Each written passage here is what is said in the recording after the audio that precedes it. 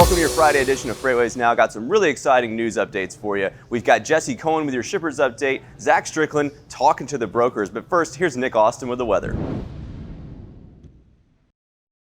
Welcome to Freightwaves Weather, your Friday edition. I'm Freightwaves meteorologist Nick Austin. Hope you've had a good week so far. Unfortunately, it's been a really bad week in southeastern Texas, even some parts of southwestern Louisiana.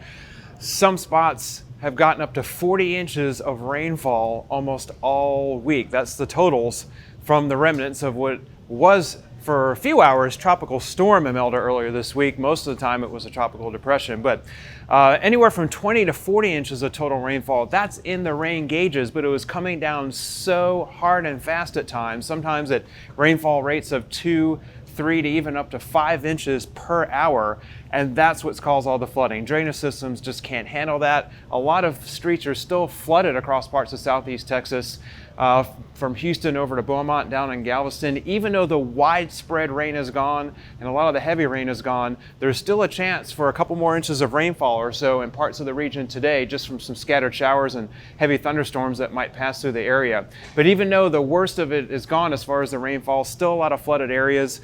Sections of Interstate 10 near Houston and Beaumont still closed, including the bridge, the I-10 bridge over the San Jacinto River. Several barges got loose because of the flooding, and a couple of the barges actually hit and damaged that bridge. So that section of I-10 will be closed for who knows how long. But at least what they're saying now is indefinitely. That's what all the news agencies are saying. So a lot of problems there. Union Pacific also is reporting outages on some of their rails between Houston and Beaumont, and also obviously down in the Galveston area, they're also reporting some outages there. BNSF is okay. They're reporting normal operations right now.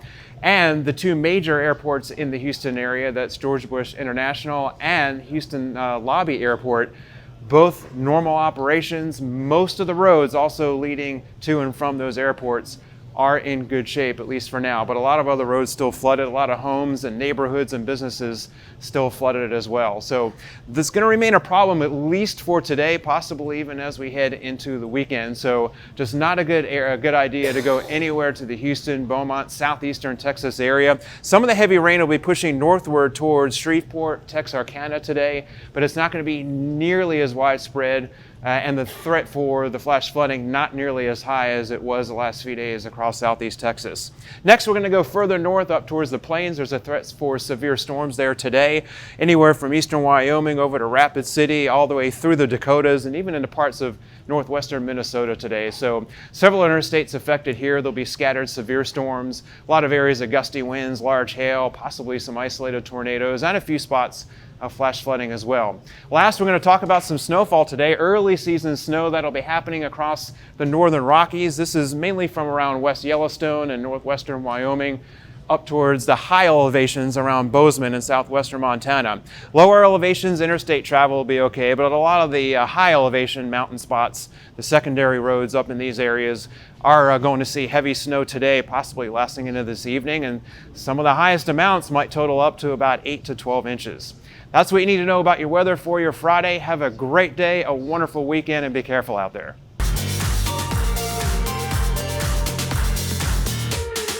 Welcome to your Friday Carrier Update, sponsored by AT&T Business. My name is Kyle Cunningham. Yesterday we talked about what was happening down in El Paso, Texas. And if you recall, what I was pushing for was the fact that the outbound tender rejects, where the capacity had reached a greater amount, has now been crunched down and the rejects are back up. So let's go ahead, jump right into this chart and see what's going on. El Paso now at 10.19%. Very favorable for carriers. You can see here yesterday, the trajectory that I was going for, this white line up here, actually happened a lot quicker than I thought it would, and we're now back at 10% plus. So El Paso, you still got a wait time of around 279 minutes, so watch those detention times. Your head haul still moving up, a lot of outbound optionality. So this is important. This is why you have to watch Freightwaves Now every single day to get these updates. Now let's go ahead and jump over to Eau Claire, Wisconsin, a market that we don't talk about too much, but important nonetheless. Head haul index 62% up, looking really good favorability for you, the carrier. Your white line here, that's your outbound tender volume, moving up in conjunction with your outbound rejections, 11.11%,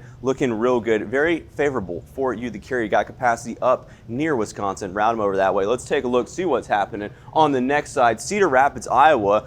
big moves going for the refrigerated freight outbound. You've got 147%, almost doubling where it was from yesterday, now at 12.5% on the outbound rejections. So look at Cedar Rapids. You can see how volatile it is. These periods where the lulls come and then they shoot straight right up, the same thing's happening right now. So you've got a lot of gains that you can still make in terms of moves upwards, possibly up to even 17.5% on the rejections. That's 1 out of every 5 tenders being rejected. Right now it's about 1 out of every 10. So take a look at that. If you're looking in Cedar Rapids for your wait time, very quick, 72 minutes, looking good to get in and out. Let's go ahead and take a look next to what's going on. Mobile, Alabama, head haul index up a little bit. Wait time actually up a lot, 17%, 131 minutes. It's a little bit of a wait time sitting in Mobile, but your outbound's up 54.7% on the rejections. You can see here, outbound volume moving up again, trending way up, went down a little bit, going to rock back up a little bit, possibly to around levels that we saw in mid-July. So as always, make sure you stay tuned to Freightwaves Now every single day for your carrier update. I'm joined now by Jesse Cohen, our air cargo market expert. Jesse, what do you have for us today? So Kyle, what we have today, we want to talk a little bit about August cargo performance in the business. So we've got some early air cargo reporting from some of the major industry players, some of the major industry airports, and really it's a continuation of the trends we've seen in previous months. World ACD, a major industry reporting group, is indicating August came in about 6.6% down. Hong Kong Airport showing 11.5% down. Of course, their results were affected by some of the civil unrest and disruptions on some of the passenger flights that also affected cargo. Frankfurt Airport about 5% down in August. Amsterdam about 10.9% down. So what my industry experience says is that August is really the end of the summer. It kind of closes out the first part of the year. And then we move on to the last 4 months of the year. And my experience says that that's really almost like a new season. We're coming into the peak season, which is really the fourth quarter for air cargo. And that's what we have here with some of the sonar data. We've got 5 years shown, and basically the September to December period is highlighted for each of those years. And you can look, you have domestic data here in blue. This is domestic traffic. You've got Pacific traffic in yellow, Atlantic traffic in green, and Latin traffic in orange. And really, you can see the upward trend in that 4-month period, really starting in October, but September kind of leads into that.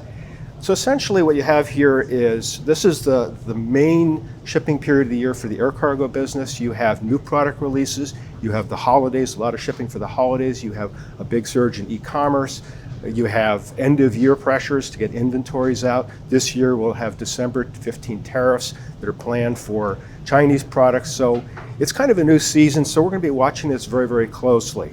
Moving on to capacity. So what we have here are sonar charts on air cargo capacity. On my right, we have the inbound cargo tonnage coming in on passenger flights and belly capacity in blue, and in freighter capacity in green. And this goes back about a year and goes out about 12 weeks. And so what's coming up at the end of October is the IATA winter schedule, and that's basically when most airlines are pruning back all their remaining summer flying, their summer flights. They're reallocating their capacity for sort of a different mix of traffic. It's more of a business travel period. And they may add a few new flights. So what we have here, looking at the blue line, the passenger capacity, that belly capacity from the peak in August to basically right after October 27, goes down about 12.5%. So you're forecasting some pretty big declines from where we're at today, is that correct? That's right. And essentially this is a seasonal pattern. You can see it last year where both freighter and passenger capacity were lower. Freighter capacity comes off about 8%. So this is a time when things will tighten up. I expect carriers to try to take some rate actions to recover some of the losses from earlier this year. So this is going to be a point where the pocketbook might get a little bit squeezed here, and people can expect to pay more, particularly as you get closer to the Christmas season. So turning over to specific airports that may see a little bit more of a change year over year, this is our tree map with the yearly change. The airports in green are the stations that are growing. Chicago, the largest airport for freighters, about 16,000 tons a week. Los Angeles, about 12.7 12,770 tons a week, is shrinking a little bit. We're showing Miami continuing to grow. Columbus, Ohio. What do you which is think the Rickenbacker increase Airport. in Miami is due to? Basically, the Latin market continues to grow. I mean, that's your Latin air cargo hub. It's really the world's air cargo hub. A lot of Asian, European traffic flows over Miami. It has a little bit of a different dynamic. It doesn't have as much trade with Asia, so it's really a lot of perishables in and out of there. So it's a market that continues to grow and operates a little bit differently than some of the other markets in the U.S. So essentially, these are the areas as we go through U.S.-China trade issues and the negotiations with the Europeans and Brexit.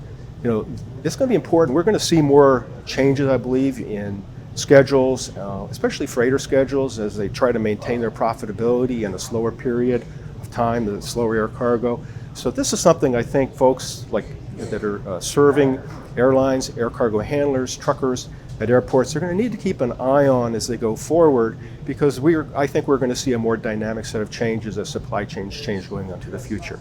But we'll be keeping an eye on that on Freightwaves and Freightwaves Now, and look forward to bringing that to you as we go forward. Fantastic updates, Jesse. Thanks so much. For you watching at home, thank you so much for staying tuned to see what's going on out there. Air cargo cleared for takeoff right now. A little bit of a soft landing in the future. Hey everyone, and welcome to your broker update. Let's dive right into it.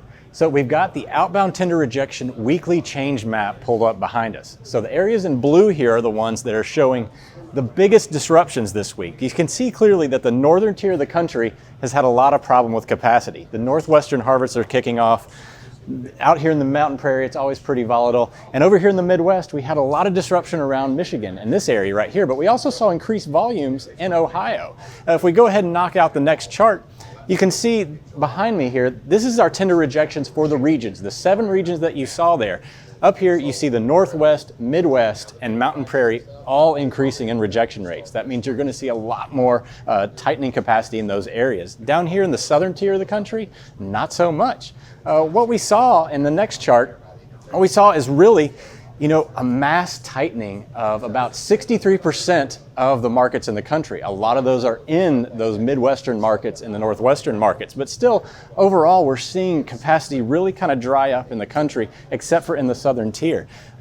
You see clearly that all of these markets in green are the ones that are increasing. So you need to be ready because we're entering into the last part of the quarter here. We're closing out third quarter this week, and that means that volumes are going to probably pick up towards the end of the week as well as capacity tighten.